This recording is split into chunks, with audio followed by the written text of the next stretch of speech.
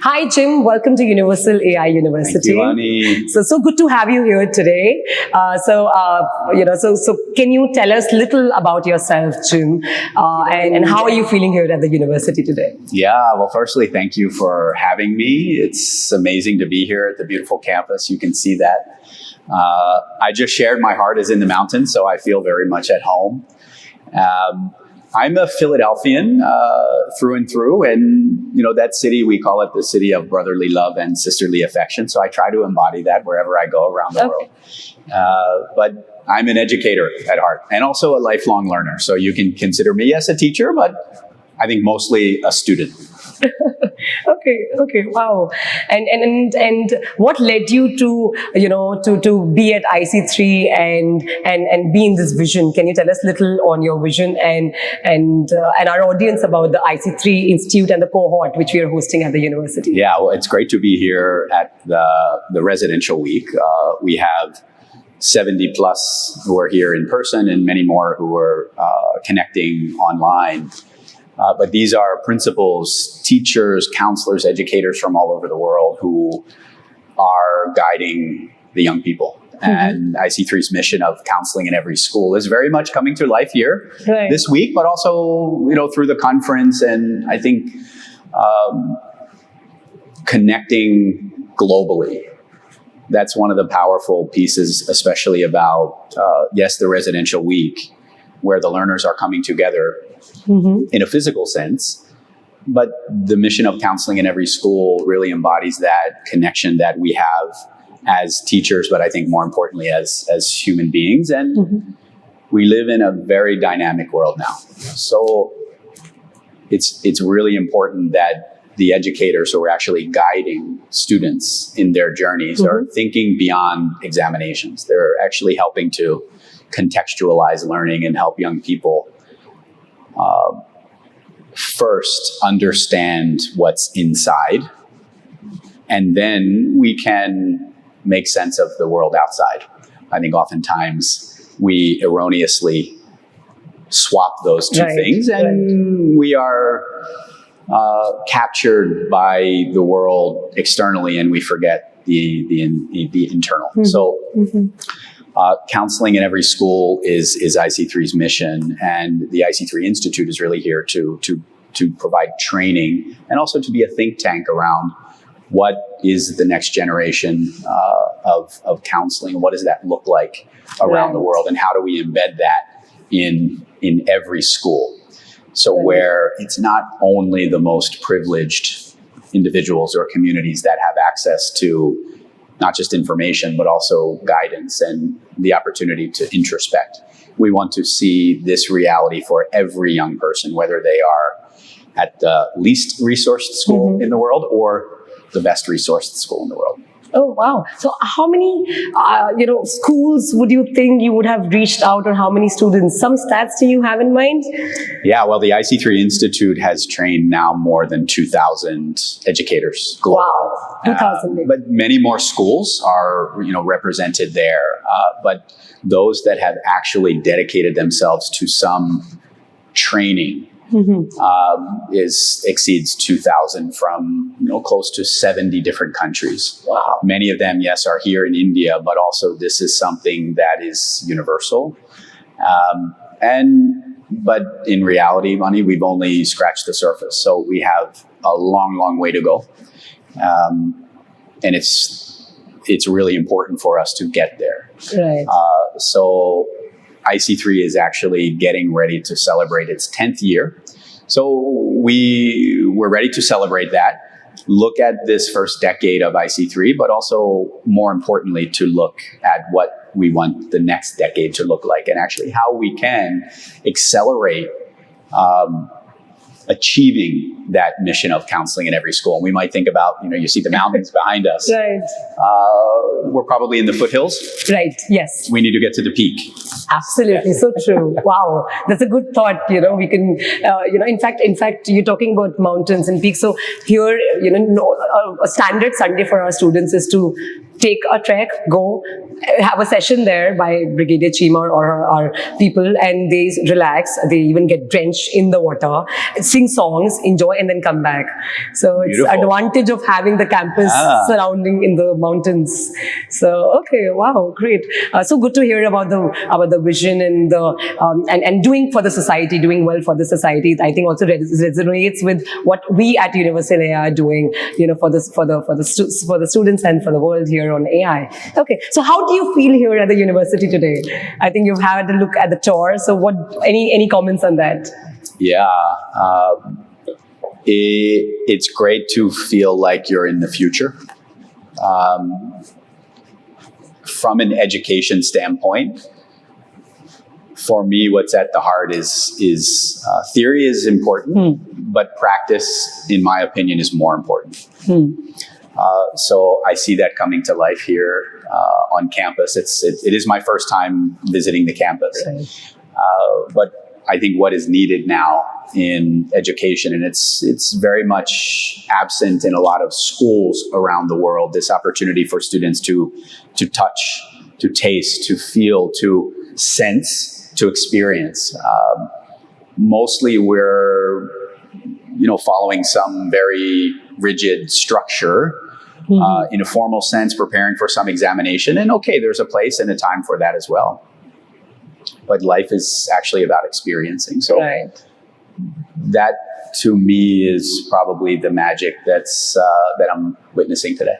Wow, great. I think that's also because of being in a residential university, because, students spend their 3 years or 4 years journey here, and during the evenings they can utilize the services, they can be at the gym or the music studio and things like that and experience experiential learning pedagogy. Okay, wow, great. So to move further, what are your views on AI? What do you think that AI in education as a blend, or AI in general? Any thoughts on that? Yeah, one of the most powerful and lasting perspectives, or poignant perspectives that stand out to me. We have a colleague who has taught me quite a lot about AI, and particularly AI in counseling. And I think oftentimes in education, we're maybe a little too serious, too formal. We want to sort of push newness away. That's a tendency that many educators have, especially the more senior we become. Very rigid. However, so a fear can be one of and you see this in headlines also, right? That AI will replace jobs and, these sort of fear-mongering kind of things. And while there are genuine risks, I do believe, as for humanity, we can also look at AI like a partner. Right. And, we've heard many say, oh, well, will AI take my job? Will it replace me? And I think one astute reflection is that, well, you may not lose your job to AI, but you may to someone who knows how to use AI. Right. So as we integrate this and actually look at this very honestly and with curiosity, and this is where, me as a student, this mindset that I, like to say, I don't know, but I want to learn. Right. The perspective opens up. Yes, we have to address ethical frameworks. We have to build ethical frameworks. We have to ask the questions of how do we keep humanity into the evolution of AI. We probably don't know the answers to those questions yet, but shouldn't we be asking those questions? I believe, yes, we should be, and it's incumbent. It's our duty actually to ask those questions. We know that tools exist. Tools are advancing every second, every minute. It can feel a little overwhelming, but just like so many periods of existence in humanity before, we've not just overcome, but you actually look at this as an opportunity to learn and do more, to do better. Right. So I do think those opportunities are there for us. In education, I would espouse more of an adoption approach where that educators need to educate themselves. True. And there's no sense in sort of pushing this away. It's here, it's amongst us. Even if teachers are not using AI, their students are using exactly. AI. Right. Whether they realize it or not, or whether they choose to accept it or not. So we can probably also make more magic in that regard, but help to build those frameworks and keep humanity at the heart. Right. That's my hope for AI, but I also see it as an opportunity for us. Wow, great. No, so true, because, that's what even we are trying to engage with people and, trying to make our learners learn that use AI ethically. So, and rather than running it away, make it as your companion, as your friend, as an enabler, and use it because it is there. And get yourself to the next level rather than getting a fear that, oh, somebody will take my job. Rather, you use AI so that you can upskill your job and upskill yourself. So that's a kind of a mindset which we are also trying to spread. Okay, wow. Yeah, great. and I think in counseling in particular, we talk about what are some of the biggest misconceptions in counseling, and there are many. Right. And one of them is that counseling, or teaching for that matter, is somehow an administrative or operational function, right? There are certain operational tasks that a counselor might do. And you just take a university application process and how we need to send an academic record. We need to do certain things of verification. We have to send this to this institution, that institution, a lot of operational pieces there. Can't we utilize technology to take some of these rote kind of mechanistic practices away.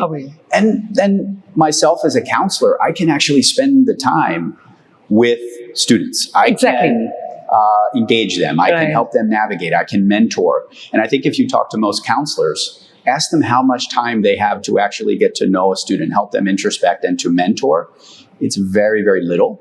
But if you ask them how much administrative and operational things they're doing, it's really unbalanced. So that's a huge opportunity that I would see. And if you ask a counselor if they would really love to have some of those administrative tasks to be unburdened by those administrative tasks, I think most counselors would actually jump at the chance. So huge opportunities for us to do that. Most of us are not doing that as it stands now, but we're adapting. Yeah, I think we'll move with the change, and probably that's where even we are trying to fit in, because even with the whole IC3 cohort which is here, we have 3 hours of training on AI, where we will be actually telling them on certain tools which they can use to burden that too little half.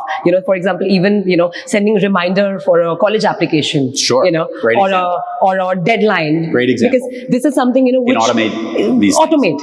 Because these are something where you don't have to be involved yourself, right? That, for example, there are 100 universities where 100 kids are applying, So if you actually land up doing that manually, it will take a lot of your time to check out, and AI can do that for you, So this is one of the case studies which we will be, incorporating in the cohort, which is staying with us. It could be a huge gift to educators, actually, right? Time, it's one of the most limited and valuable resources that we have. So how do we use that time? How do we want to spend that time? Because speed is something, which we were talking earlier, that AI can break that speed, and this, task of the, little task here and there which can be automated. So why not to give it to AI, and as you rightly said, spend your time with the students, because that AI cannot do, that emotional touch, understanding their, their concerns, understanding their aspirational. You need a human interface there. So perfect example. Thank you so much. It was lovely to talk to you, Jim. Likewise. And any last message would you like to give to the audience or the students? Yeah. Wow. Well, firstly, thank you for inviting me for the conversation in this beautiful spot and on campus. Keep your curiosity, that genuine curiosity that you have, whether you're a student, a professor, a parent.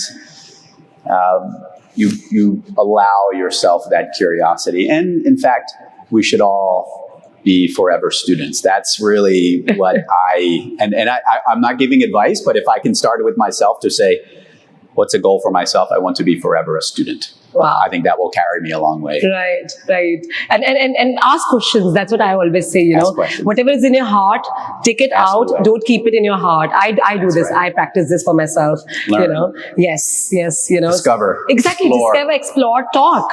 I mean, half of the problems I think can be solved by just talking it out, rather than thinking too much and getting stressed and then going into that whole,